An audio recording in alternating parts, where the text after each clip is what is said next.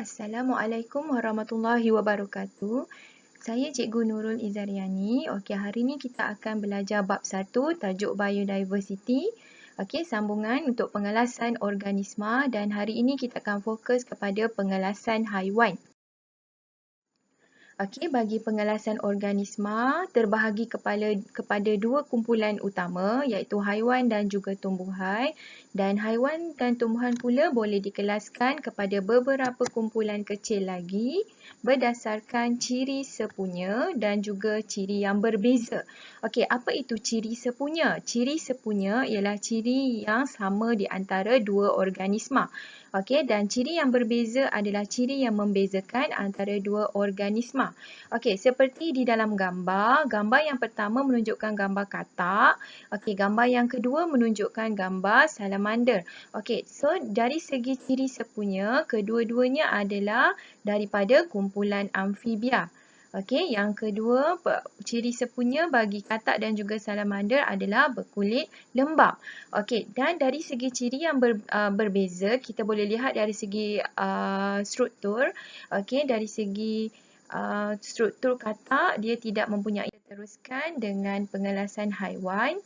Okey, pengelasan haiwan terbahagi juga kepada dua, invertebrata dan juga vertebrata. Invertebrata ialah haiwan yang tidak bertulang belakang. Okey, vertebra bermaksud tulang belakang. Gambar pertama menunjukkan gambar invertebrata iaitu sotong, okey, rama-rama dan juga serangga iaitu nyamuk. Okey, vertebrata ialah haiwan yang bertulang belakang. Okey, gambar yang pertama adalah gajah daripada kumpulan mamalia. Okey, gambar yang kedua adalah buaya, kumpulan reptilia dan juga salamander daripada kumpulan amfibia. Okey, ini adalah rangkuman perbezaan haiwan-haiwan dalam kumpulan vertebrata dan juga invertebrata. Okey, kumpulan daripada vertebrata ada 5 iaitu kumpulan daripada ikan, reptilia, mamalia, burung dan juga amfibia. Okey, manakala kumpulan invertebrata iaitu tidak bertulang belakang adalah daripada protozoa, annelids, kumpulan daripada molluska dan juga serangga. Okey, kita teruskan invertebrata. Okey, invertebrata terbahagi kepada dua. Okey, tanpa kaki dan juga berkaki. Dan tanpa kaki juga terbahagi kepada dua, sama ada badan tanpa segmen ataupun badan yang bersegmen. Okey, manakala invertebrata berkaki, sama ada dia mempunyai 3 pasang kaki ataupun invertebrata itu mempunyai lebih daripada 3 pasang kaki. Okey, yang pertama badan tanpa segmen. Okey, invertebrata tanpa kaki yang mempunyai badan tanpa segmen ialah contohnya spine yang ini hidup di laut. Okey, buran juga hidup di laut, karang laut ataupun sea corals.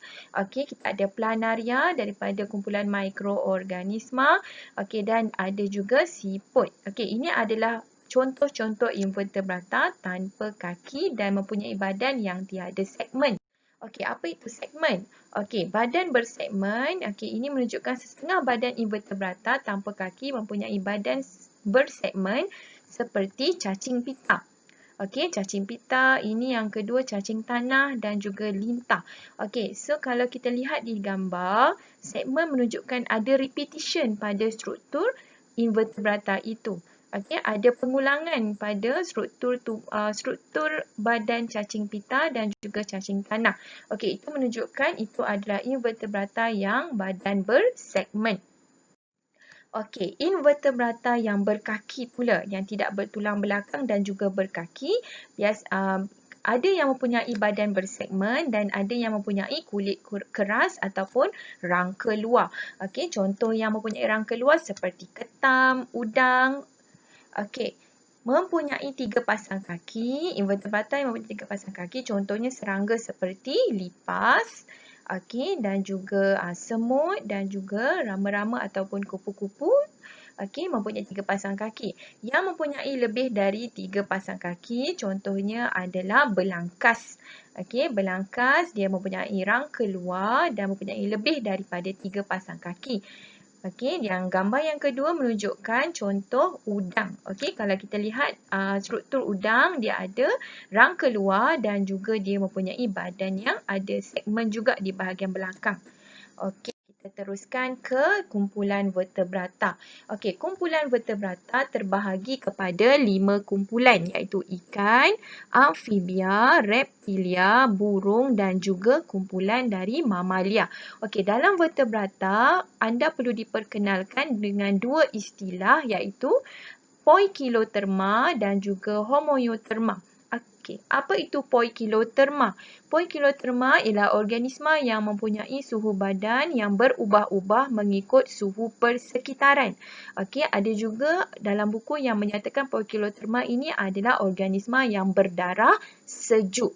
Okey, maksudnya suhu badan haiwan ataupun organisma ini akan berubah mengikut suhu persekitaran. Kalau suhu persekitaran itu panas, suhu tubuh organisma ini juga akan menjadi panas, dan kalau sejuk suhu badan organisma ini juga akan menurun. Okey, yang kedua adalah homoioterma. Homoioterma adalah haiwan yang suhu badannya malar, maksudnya tidak berubah dan bebas daripada pengaruh suhu persekitaran. Okey, maksudnya di sini adalah suhu badan bagi organisma ini tetap. Okey, malar bermaksud tetap seperti manusia contohnya, suhu badan manusia adalah 37 darjah Celsius. Okey, walaupun suhu persekitaran berubah-ubah. Okey, itu adalah homeoterma ataupun ada juga istilah yang menyebut sebagai berdarah panas. Jadi ini adalah kesimpulan daripada vertebrata dan juga invertebrata. Kalau kita lihat dekat sini, haiwan terbahagi kepada vertebrata dan juga invertebrata. Ini juga kita panggil sebagai kekunci dikotomi. Okey, kekunci dikotomi kita akan belajar dalam pembelajaran yang seterusnya. Okey, macam mana kita nak faham kekunci dikotomi di dalam slide ini? Okey, kalau kita tengok gambar yang pertama ini adalah gambar burung. Okey, apa ciri bagi burung? Mempunyai bulu pelepah dan juga dia adalah vertebrata. Okey, yang kedua kat sini ada organisma arnab. Okey, arnab mempunyai rambut ataupun bulu. Okey, dan dia tidak mempunyai bulu pelepah. Okey, contohnya ikan mempunyai sirip dan tidak mempunyai rambut ataupun bulu. Okey, dan yang untuk invertebrata kita ada belalang contohnya. Ciri-ciri bagi belalang daripada kekunci dikotomi ini adalah mempunyai 3 pasang kaki dan juga mempunyai kaki. Okey, contoh yang lain cacing. Cacing cirinya tidak mempunyai cengkerang dan juga tidak mempunyai kaki daripada kumpulan invertebrata.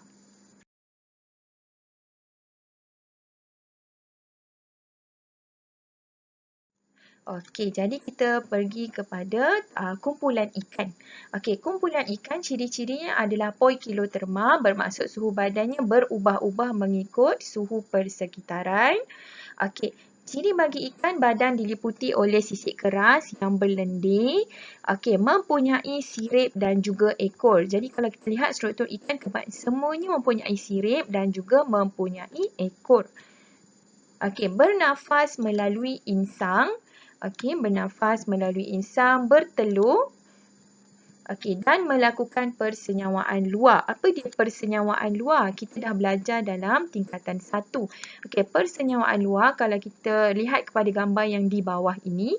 Okey, persenyawaan luar bermaksud induk betina, contohnya dalam gambar ni ikan betina mengeluarkan ovum ataupun gamit betina di luar, telurnya di luar, dan induk jantan mengeluarkan spermanya di luar, dan persenyawaan di antara ovum dan juga sperma berlaku di luar badan induk betina.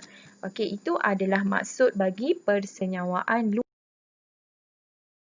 Kedua adalah kumpulan amfibia. Amfibia kumpulannya terdiri daripada contoh-contoh di dalam gambar di sini. Ada gambar katak, okey, ada gambar salamander dan juga kodok. Okey. So, ciri bagi amfibia adalah poikiloterma, iaitu suhu badannya berubah mengikut suhu persekitaran. Okey, amfibia cirinya boleh hidup di darat dan juga air. Okey, badan diliputi oleh kulit yang lembap. Anak amfibia bernafas melalui insang. Okey, seperti katak contohnya, dalam peringkat berudu bernafas melalui insang, tetapi amfibia dewasa bernafas menggunakan peparu dan juga kulit yang lembap. Okey, menghasilkan telur yang berlendir dan juga tidak bercengkerang, dan seperti ikan tadi, amfibia juga melakukan persenyawaan luar. Okey, jadi ini adalah ciri-ciri bagi amfibia. Okey, kita teruskan ke seterusnya iaitu reptilia. Okey, reptilia, ciri-ciri bagi reptilia adalah poikiloterma iaitu suhu badan berubah mengikut suhu persekitaran ataupun berdarah sejuk. Okey, menghasilkan telur yang bercengkerang. Okey, ada cengkerang keras pada telur. Okey, bernafas melalui peparu. Okey, semua reptilia bernafas melalui peparu. Okey, ciri yang seterusnya bersisik dan berkulit keras. Okey, dia mempunyai sisik dan berkulit keras. Okey, reptilia melakukan persenyawaan dalam, bermaksud persenyawaan berlaku di dalam induk betina.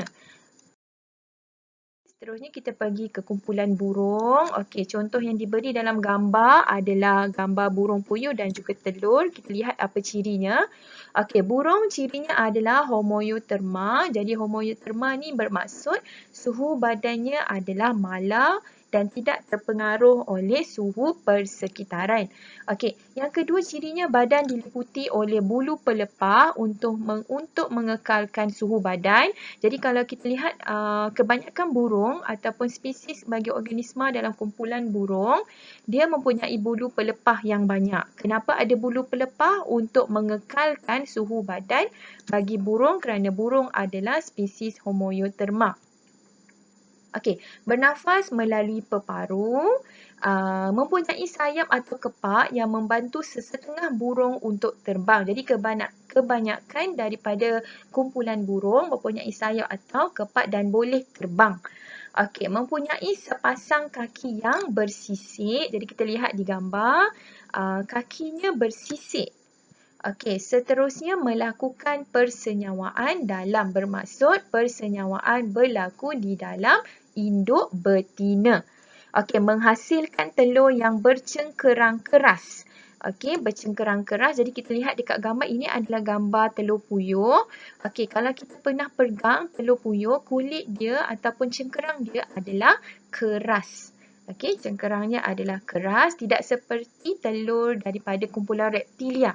Okey, tak sama dengan telur daripada kumpulan reptilia. Telur daripada kumpulan burung biasanya bercengkerang keras. Okey, seterusnya adalah kumpulan mamalia. Okey, kumpulan mamalia ada banyak contoh di dalam gambar. Contohnya gajah, singa dan kebanyakan haiwan kebanyakannya adalah daripada kumpulan mamalia. Okey, contoh ini adalah orang-utan juga daripada kumpulan mamalia. Okey, kumpulan mamalia mempunyai ciri yang pertama iaitu homoeoterma. Homoeoterma bermaksud suhu badannya adalah kekal malar ataupun tetap tanpa dipengaruhi oleh suhu persekitaran.